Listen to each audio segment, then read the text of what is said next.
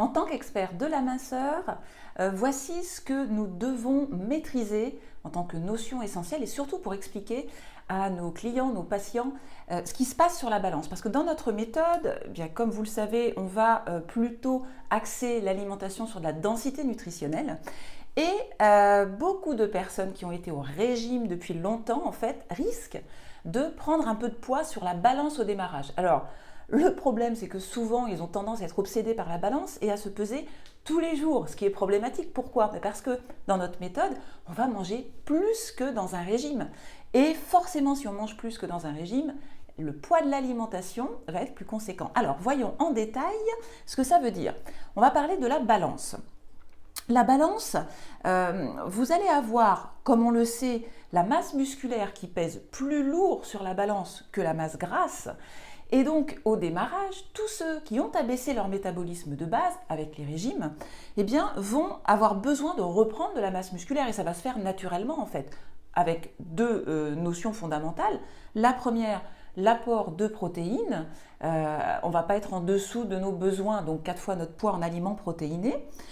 Et ça, si la personne a abaissé son métabolisme de base, elle a besoin de prendre du muscle, donc ça va peser sur la balance. Ce qui ne veut pas dire qu'elle ne va pas perdre de masse grasse, mais la masse grasse est plus légère sur la balance. Donc si elle se pèse et qu'elle est en train de reprendre du muscle, tout en perdant de la masse grasse, sur la balance, ça ne se voit pas, à moins d'avoir une balance à impédance métrie.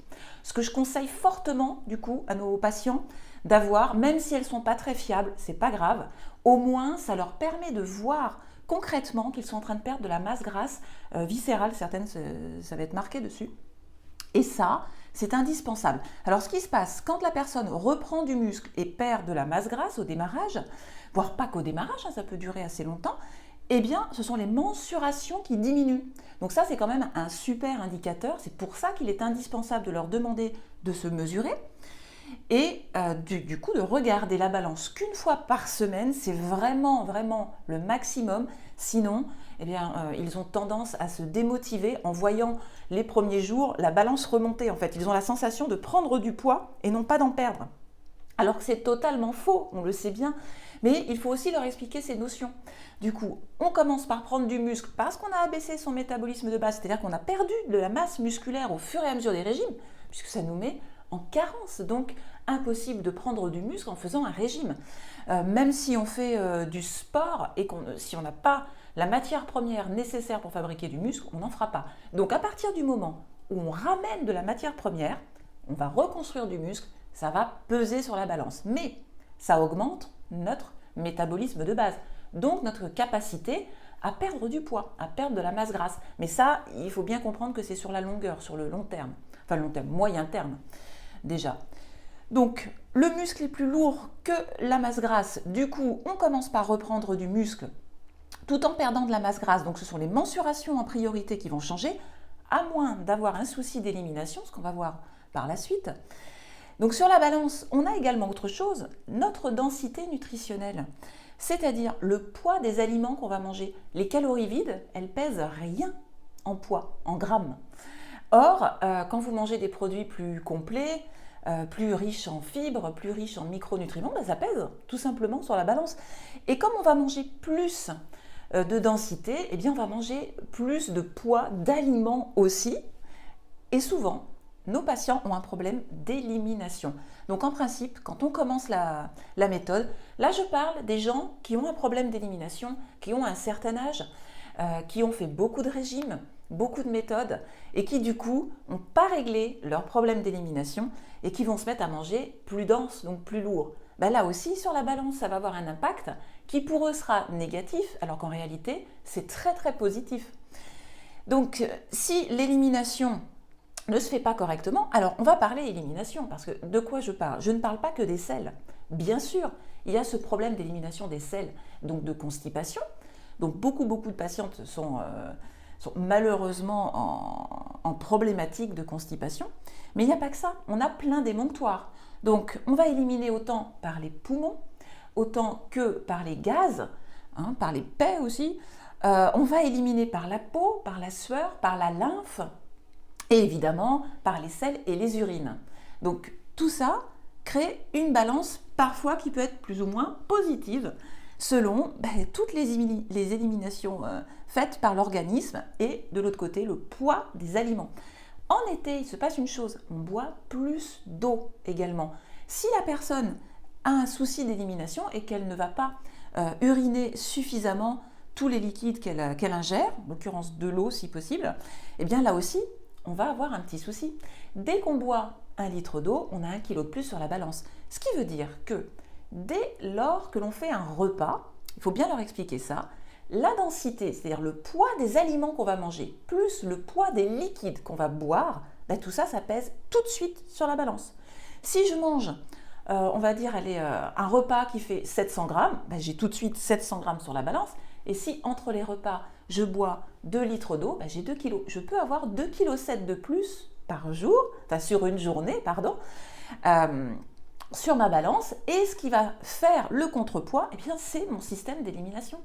Si j'élimine mes urines, on va dire mes liquides, autant par les reins, donc par les urines, et par la peau, et aussi par les transformations qui se font dans l'organisme, donc sous forme de gaz carbonique, méthane et autres gaz, eh bien là je pourrais éliminer mes liquides, mais encore faut-il les éliminer plus que ce que je rentre, et tous mes liquides, de façon interne, vont se nettoyer évidemment, et les liquides c'est autant la lymphe que la circulation lymphatique, donc j'ai besoin de garder 70% minimum d'eau dans mon organisme. Donc ça va, on va dire, rincer, nettoyer tous mes liquides, et le principal c'est la lymphe. Donc si je ne fais pas assez d'activité physique, je ne marche pas assez, ma lymphe risque de s'engorger et je peux faire de la rétention d'eau. Donc tout ça, c'est à bien comprendre, ça pèse sur la balance.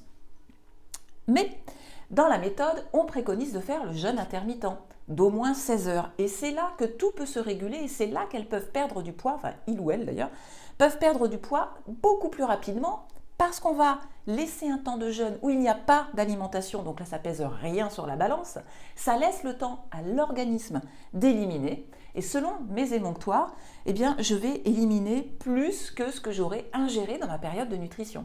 Et c'est là où je perds du poids. Donc je vais éliminer les sucres, les différents sucres, qui, si mon alimentation est équilibrée comme on l'explique dans la méthode, n'auront pas fait de triglycérides, n'auront pas rempli mes cellules adipeuses.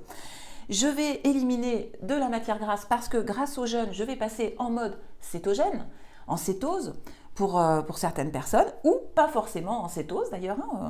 C'est pas une obligation non plus, mais si je passe en cétose, je vais là éliminer la masse grasse en trop, qui était celle qui était en réserve de mon corps, ou bien sans être en cétose, je vais utiliser tout le sucre en réalité que j'ai ingéré dans la journée, qui va être transformé en énergie par mes cellules. Et puis les fluides, si je marche ou je fais une activité physique, donc au moins le minimum syndical de 30 minutes par jour, je vais avoir ma lymphe qui va pouvoir se renouveler, mon élimination qui va être favorisée, et je vais perdre autant des liquides que des sels, que des déchets divers, et donc de la masse grasse. Et à partir de là, je perds aussi du poids sur la balance. Donc vous voyez, ce sont des notions qui sont importantes, mais je crois qu'il est indispensable de vraiment bien l'expliquer à nos patients, parce que ce n'est pas très bien compris, et on voit malheureusement certaines personnes arrêter au bout d'une semaine parce qu'elles ont pris du poids sur la balance. Elles n'ont pas compris qu'elles étaient en train de perdre de la masse grasse, et que sur le long terme, cela allait favoriser le processus anti-inflammatoire de leur organisme, donc une meilleure santé, et donc le fait de perdre du poids sur le long terme de façon saine et durable, totalement durable. Donc voilà cette notion indispensable. Voilà donc une façon de l'expliquer. Je sais qu'en tant qu'expert de la minceur, vous savez déjà expliquer à votre façon, mais c'est toujours bien d'en entendre d'autres. Et puis, pourquoi pas, faire un petit schéma pour expliquer aux patients. C'est toujours plus sympathique d'avoir des images et de bien comprendre ce phénomène-là, surtout pour leur permettre d'accrocher à la méthode et de continuer sur le long terme et d'être persévérant en comprenant ce qui se passe. C'est ça le self-hacking. Apprenez-leur à devenir des self-hackers.